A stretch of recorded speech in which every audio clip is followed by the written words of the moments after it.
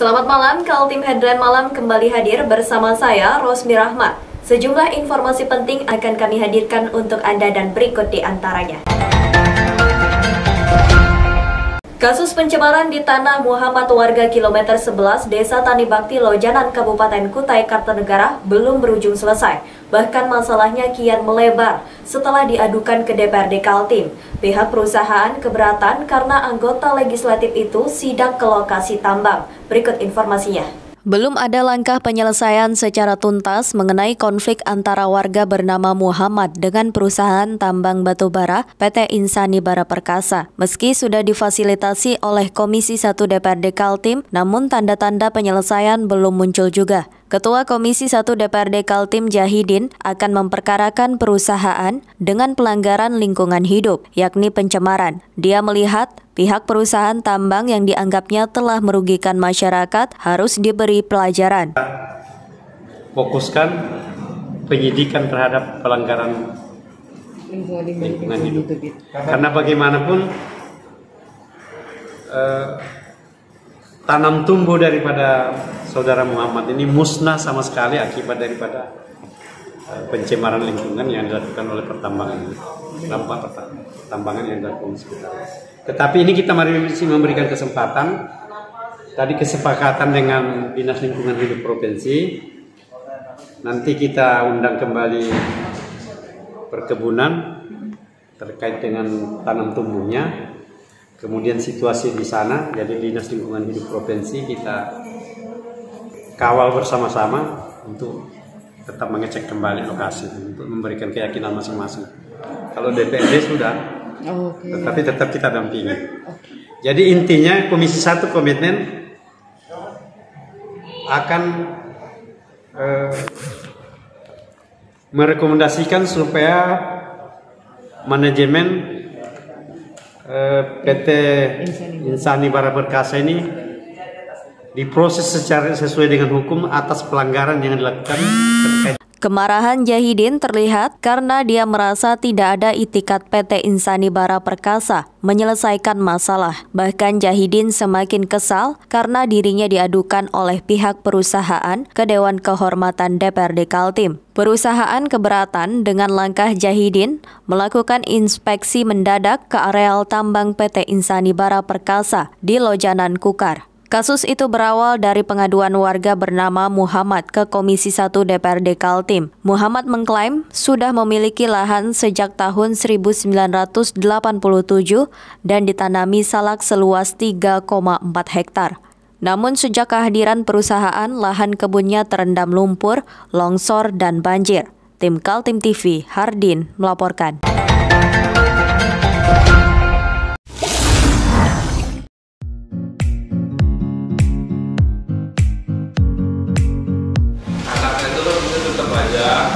Cara mudah beriklan digital di Kaltim TV.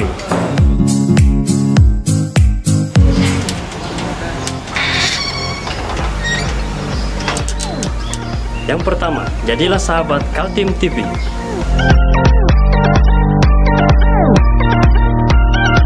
Dengan Rp1.000.000, para sahabat mendapat 20 kali tayang di slot berita kamu.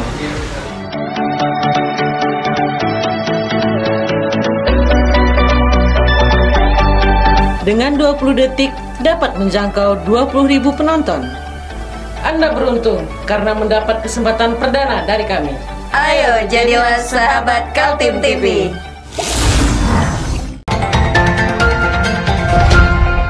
Rekrutmen direksi dan pengawas Perusda milik Pemprov Kaltim yang sedang berlangsung mengundang protes Baharudin Demo. Politisi PAN di DPRD Kaltim itu mempersoalkan tidak dibukanya kurikulum vitae 55 orang calon yang telah mendaftar. Berikut informasinya.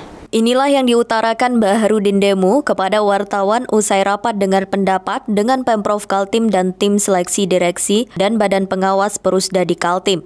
Awalnya dia optimis Pemprov Kaltim transparan, namun ternyata dia merasa masih ada yang disembunyikan. Awal kekecewaannya setelah dalam rapat di gedung DPRD Kaltim itu, Baharudin meminta kepada Pemprov dan panitia seleksi memberikan kurikulum vitae para calon yang mendaftar.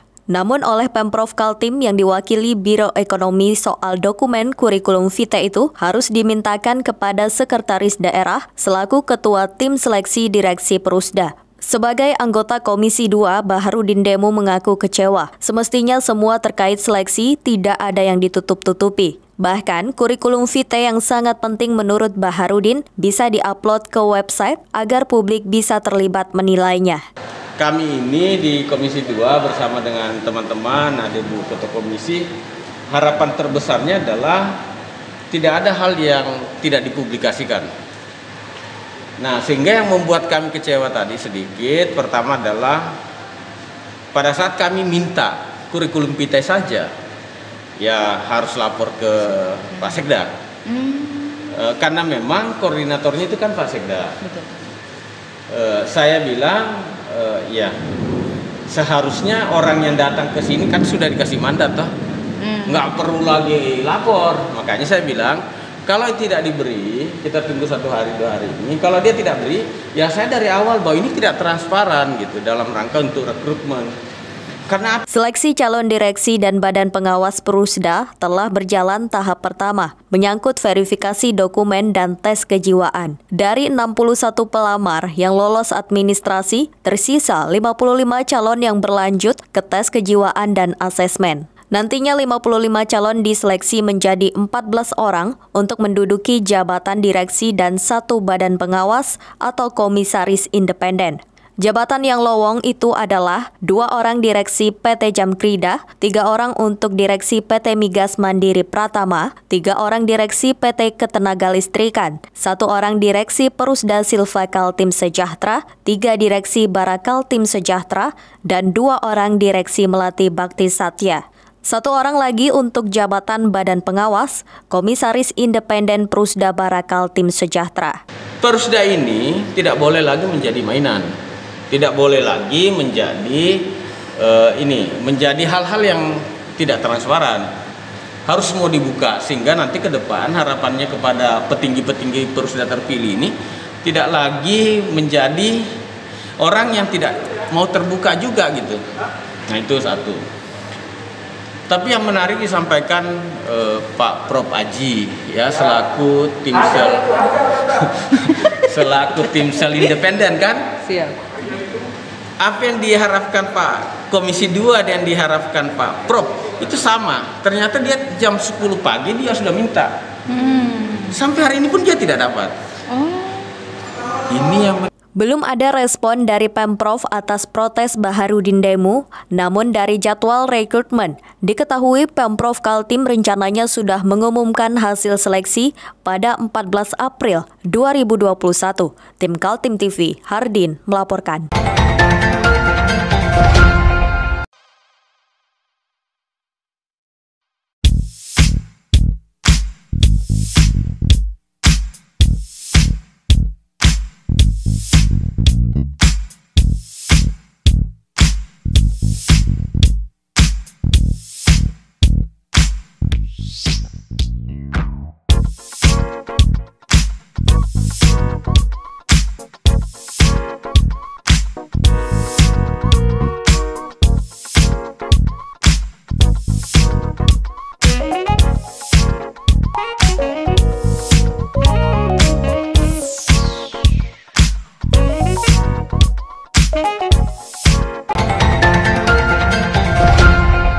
Bulan April 2021 menandai separuh perjalanan masa jabatan Isran Nur dan Hadi Mulyadi sebagai Gubernur dan Wakil Gubernur Kaltim periode 2018-2023. Selama 2,5 tahun itu kegelisahan masyarakat mulai bermunculan, terutama diwakili para wakil rakyat di DPRD Kaltim. Awalnya dari kritikan Ketua DPRD Kaltim Makmur HPK usai menerima laporan keterangan pertanggungjawaban APBD tahun 2020 dari Pemprov Kaltim. Makmur dengan tegas mengatakan, dari sisi pembangunan infrastruktur tidak ada kemajuan. Ternyata tidak hanya Ketua DPRD yang merasa perlu melemparkan kritik terhadap eksekutif. Anggota DPRD Kaltim lainnya adalah Sutomo Jabir dari fraksi PKB dan Baharudin Demu dari fraksi PAN. Keduanya juga mengakui awalnya punya ekspektasi yang tinggi terhadap kepemimpinan Gubernur Isran Nur dan wakilnya Hadi Mulyadi. Apalagi dengan konsep Kaltim berdaulat yang tampak menjadi pembeda dengan para pemimpin provinsi ini sebelumnya. Pembangunan SMA saja paling sekitar 8 sekolah aja terbangun. Ya kan? SMA. Kemudian saya lihat perguruan tinggi nggak ada sama sekali. Jumlah kabupaten aja 10 yang dibangun itu cuma 8. Udah 10. Nah, itulah. Sementara jumlah anak didik kita ini kan makin hari makin bertambah. Dan ini relevan dengan fakta ketika kita turun di lapangan. Saya misalnya di beberapa tempat, katakanlah tadi saya bilang di Malabangka Senior itu kan. Desa Senior itu salah satu desa tertua yang ada di Kutim itu. Sampai ada hotel Bumi Senior kan. Bahkan di Kaltim Senior itu sangat memprihatinkan sekolahnya. Ada saya foto-foto itu. Sekolahnya tuh ruang guru, ruang kepala sekolah, lab itu dipakai untuk belajar sekolah. Dengan ruang belajarnya seperti itu, apalagi fasilitas di dalamnya, apalagi SDM pengajarnya. Nah, inilah yang... Kritikan Baharudin Demu lebih menohok lagi karena ada janji-janji Isra Nur dan Hadi Mulyadi selama masa kampanye, tapi tidak terlihat pada realitasnya. Anggota Komisi 2 yang membidangi masalah ekonomi itu menyampaikan janji PAD Gubernur mencapai 32 triliun rupiah per tahun hingga rencana membangun jalan pertanian.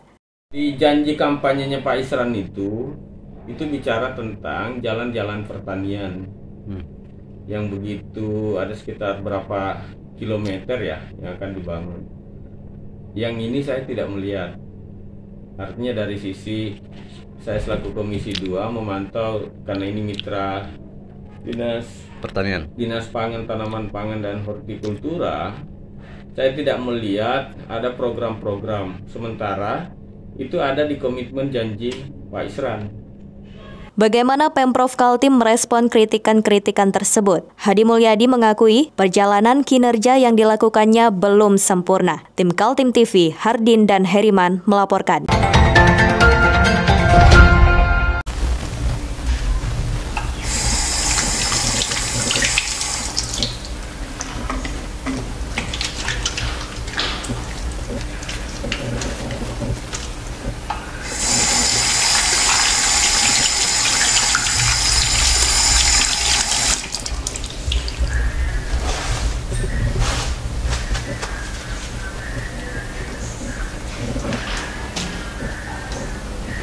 Meskipun di rumah saja, kita tetap selalu menjaga kesehatan, cuci tangan, menggunakan hand sanitizer. Ingat, mulailah dari diri sendiri. Kita beralih ke informasi selanjutnya. Langkah tegas dilakukan Perusahaan Umum Daerah atau Perumda Tirta Kencana Samarinda. Perusahaan plat merah yang akrab disebut PDAM itu kini bergerak melakukan tindakan terhadap para konsumen nakal seperti pencuri sambungan air dan penunggak pembayaran PDAM. Sejak bulan Maret 2021 lalu, Perumda Tirta Kencana mengerahkan tim kuasa hukum untuk mengejar konsumen air bersih yang nakal. Konsumen yang menunggak pembayaran selama 25 bulan bahkan lebih sudah pasti langsung diputus sambungan airnya. Gebrakan jajaran PDAM mulai menunjukkan hasil, sebab selama operasi itu berlangsung, pemasukan dari konsumen nakal langsung bertambah antara 500 juta sampai 1 miliar rupiah. Banyak di antara konsumen langsung menyelesaikan tunggakannya setelah disidak langsung ke lapangan. Ini gitu ya, kegiatan keempat. Jadi hasilnya hari ini adalah ini bukan sidak, tetapi ini adalah penindakan. Penindakan dari tunggakan pelanggan di atas 25 bulan. Ya, 25 bulan ke atas, inilah tindakan kami nyata dari Tirta Makam. Tirta Kencana Samarinda, ya, Perumda Tirta Kencana, ya, Tirta Kencana ini. Nah, ini salah satu yang kita tindak untuk melakukan penyegelan. Ada beberapa yang kita lakukan untuk pemutusan, dan ada kita melihat tadi satu indikasi ada pelanggaran pidana di situ. Ya, ada pencurian air di situ, ada pelanggaran. Nah, nanti saya selaku kuasa hukum akan berkoordinasi dengan direksi, apa yang harus kita tindak lanjut ini. Ada indikasi pencurian air ini, kan gitu. Apakah kita lanjutkan atau nanti tinggal menunggu perintah dari direksi. Aturan terhadap pelanggan PDAM Samarinda sudah jelas. Jika menunggak selama 3 bulan pembayaran air bersih, petugas melakukan penyegelan dan baru dibuka kembali setelah dibayar. Sedangkan jika ketahuan ada warga melakukan pencurian air dari sambungan ilegal, maka perkara itu bisa diproses oleh kepolisian. Salah seorang konsumen yang didatangi oleh tim kuasa hukum mengakui kesalahannya dan akan melakukan penyelesaian administratif. Tim Kaltim TV, Heriman melaporkan.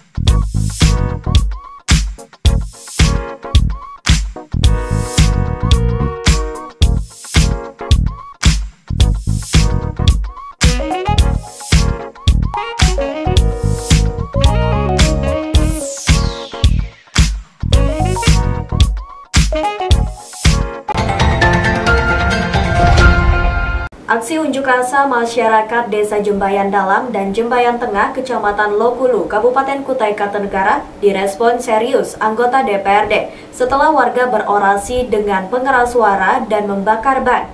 Warga diundang ke ruang pertemuan dewan. Di dalam gedung DPRD, warga diterima Wakil Ketua DPRD Kukar Supriyadi ditemani Ahmad Yani. Dengan sangat bersemangat, warga meminta agar pemerintah, baik eksekutif maupun legislatif, turut campur dengan masalah yang dialami oleh warga menghadapi perusahaan tambang. Kami ada 6 orang. Ini 6 orang yang jelas yang saya tuntut ini 6 orang yang ada di sini. Tapi ini banyak simpatisan yang sebelumnya juga tergusur, mereka ikut. Banyak yang ikut kita karena mereka tidak berani karena selalu dibenturkan dengan aparat penegak hukum. Ada berapa luasannya? Ya, kalau luasannya kurang lebih yang pertama kemarin tuh 13,5 hektar ditambah sawah itu kurang lebih 15 hektar ditambah lagi lahan saya sendiri. Artinya bahwa di hari Rabu sesuai dengan jadwal, sesuai dengan kesepakatan bahwa ada rapat dengar pendapat menghadirkan pihak-pihak terkait termasuk Kementerian ESDM, Kementerian Lingkungan Hidup melalui DLH Provinsi maupun Kabupaten, kemudian juga PT MHU, dan kita juga anggap pihak-pihak kontraktor MHU juga bisa hadir. Karena kan dialah yang melakukan obra-abri atau melakukan penambangan yang ada di lapangan yang tentu sangat merugikan warga. Pihak perusahaan tambang PT MHU atau Multi Harapan Utama dituding telah mencaplok lahan 6 warga seluas 18 hektar. Lahan yang dulunya kebun kini menjadi lahan tambang tanpa adanya penyelesaian berupa kompensasi lahan maupun tanam tumbuh. Warga juga mendatangi Pemkab Kukar dan diterima oleh Wiono, PLT Asisten 2. Pemkab Kukar menerima dokumen tuntutan dari warga dan segera melakukan koordinasi dengan para pihak untuk mencari jalan keluarnya. Kita akan berupaya untuk bisa menyelesaikan permasalahan ini, kendati pun dari sisi kewenangan dan sebagainya itu mungkin bertingkat-tingkat, tetapi kita akan berupaya untuk mencoba untuk bisa menyelesaikan secepat mungkin. Mudah-mudahan ini bisa kita selesaikan. Nanti kami akan juga segera berkoordinasi dengan pemerintah provinsi, termasuk juga mungkin dengan DPRD untuk kemudian mengambil langkah-langkah yang bisa kita lakukan. Tadi sudah disampaikan ada sekitar 5 tuntutan. Nah, mungkin ini akan kita coba agendakan bagaimana untuk bisa menyikapi apa yang sudah disampaikan oleh dari rekan-rekan yang melakukan unjuk rasa pada hari ini. Konflik lahan kebun menjadi pertambangan semakin marak terjadi di Kabupaten Kukar. Khususnya pertambangan batu bara dilakukan secara masif, baik yang dikerjakan secara sah oleh perusahaan berizin maupun perusahaan ilegal. Sejauh ini pemerintah maupun aparat hukum tidak sungguh-sungguh melakukan tindakan. Tim Kaltim TV, Hardin melaporkan.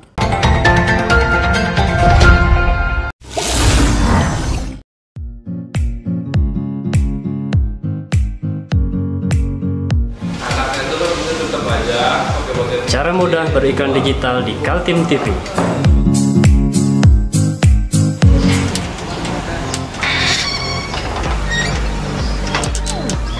Yang pertama, jadilah sahabat Kaltim TV.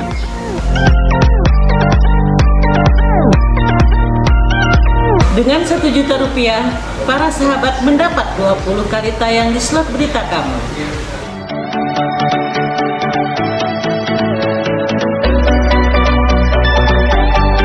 Dengan 20 detik dapat menjangkau 20.000 penonton. Anda beruntung karena mendapat kesempatan perdana dari kami. Ayo jadilah sahabat Kaltim TV.